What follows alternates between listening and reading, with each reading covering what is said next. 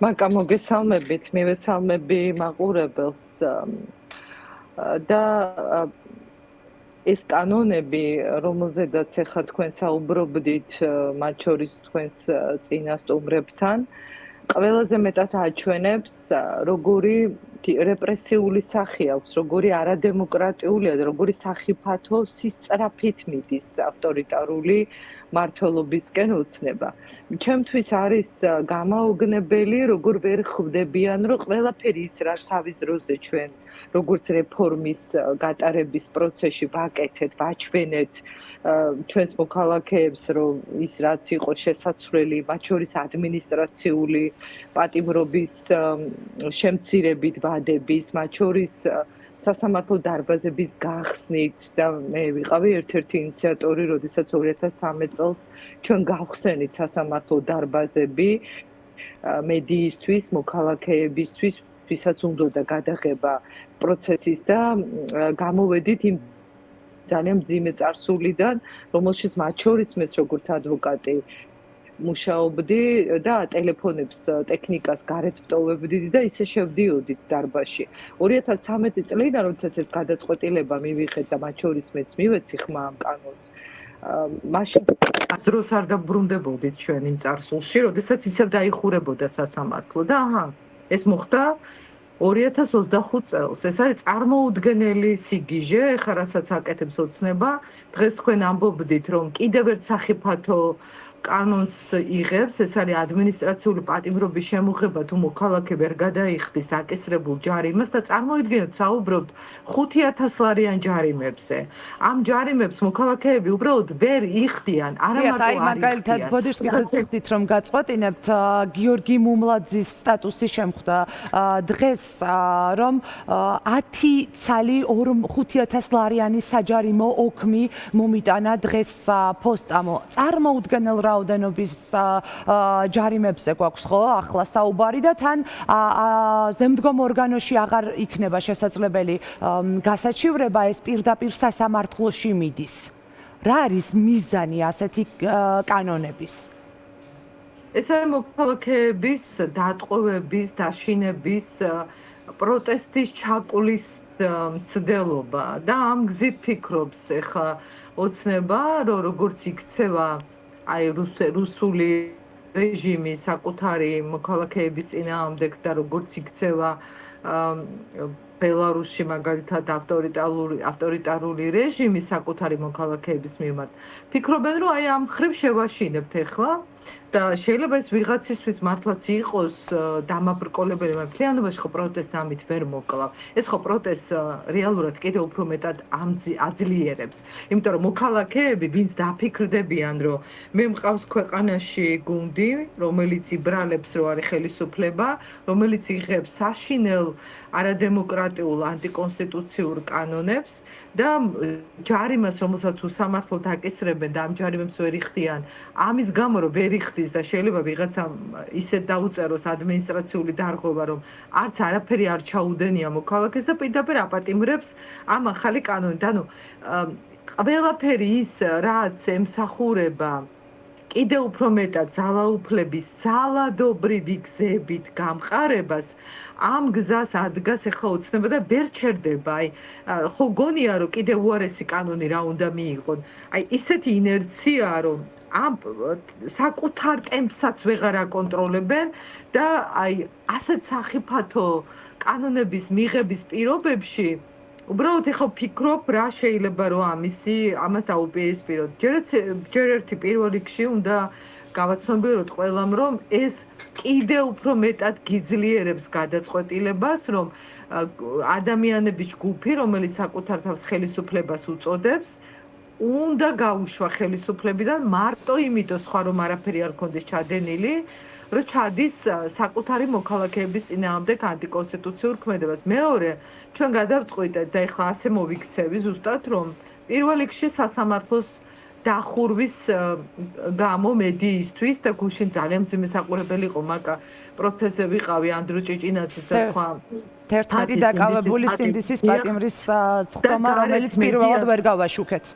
დიახ, რომ უყურებდი გარეთ თქვენს კოლეგებს მთელი დღის განმავლობაში როგორ იდგნენ ეზოს მიღმა და არამედ პასუხის გამცემი არ იყო, არც ისიციან კანონში არ არის ჩაწერილი უფლებამოსილი პირი რა ვადაში იღებს, რა პროცედურით იღებს, ან საერთოდ იუსტიციის საბჭოს მინეკითხება კონკრეტულ საქმეზე გადაწყვეტილება რატომ უნდა მიიღოს სხვა ორგანომ, მოსამართლის მისაღებია ეს გადაწყვეტილება.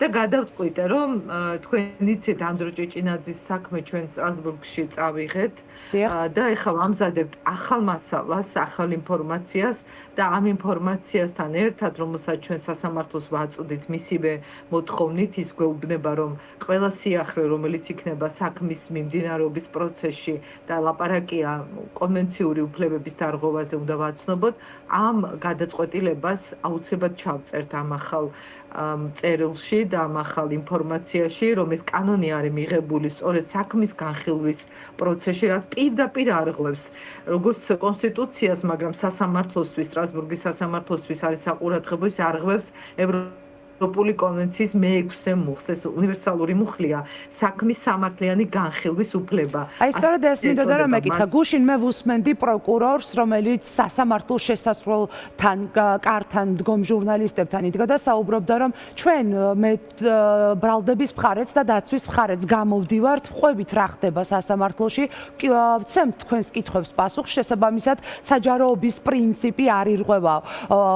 სამართლებრივად როგორ არის სწორედ ქალბატონო ეკა რომ ამიხსნათ, დაცულია თუ არა საჯაროობის პრინციპი ეს ერთი და მეორე, არღვევს თუ არა მიღებული გადაწყვეტილება დაიხუროს სასამართლოს ხდომები, ბრალდებულის უფლებას მიაწვდინოს საკუთარი სათქმელი თუნდაც და საჯარო გახადოს საკუთარი სათქმელი მოქალაქისთვის, რომელსაც ჯერ არ აქვს გადაწყვეტილი მის ბრალდებასთან დაკავშირებით, სწორია ის თუ არა.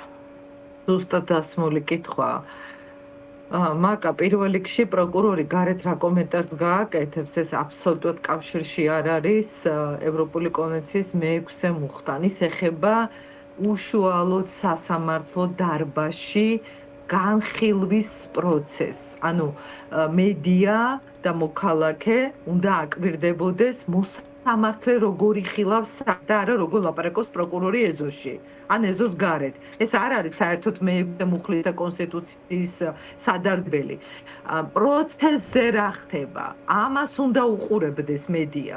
ამიტომ პირდაპირ კავშირშია ეს ცუდი კანონი ევროპული კონვენციის მე-6 მუხლის პირველი ნაწილის დარღვევასთან, სადაც წერია, რომ პროცესი უნდა იყოს საჯარო და არ შეიძლება მისი დახურვა.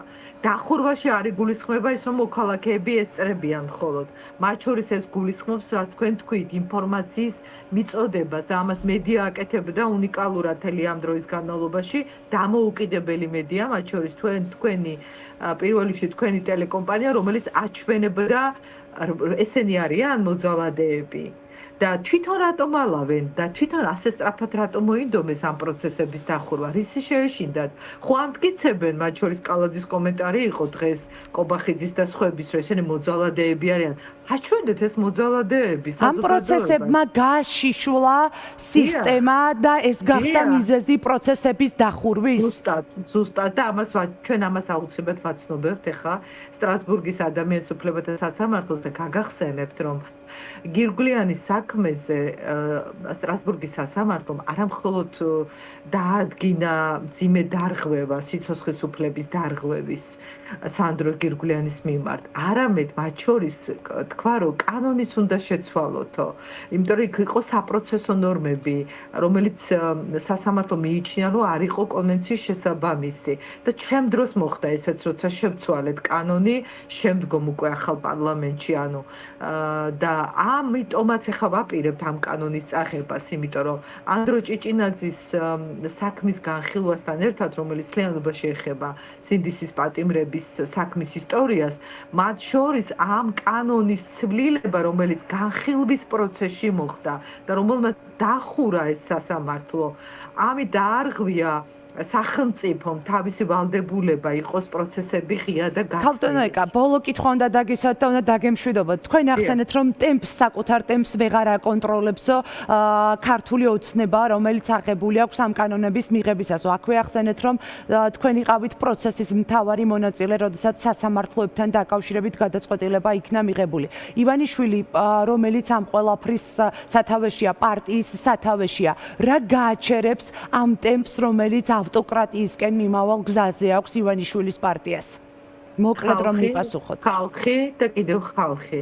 წინააღმდეგობა, მასშტაბი არის ის ერთადერთი და შემაკავებელი ძალა, რომელიც მას გააჩერებს და მას აიძულებს დაიხიოს უკან და ეს უკან დახევა მათ შორის უნდა გადაითარგმნოს იმაში, რომ ცვლილება მოხდეს ქვეყანაში. ეს არის აუცილებელი. კი ბატონო, მადლობა ეკა ბესელიას უსმენდით პირდაპირ ეთერში. მაშასე ასეთი იყო დღის ამბები 4-ზე, ჩვენ ერთმანეთს უკვე მომავალ სამშაბათს შევხვდებით.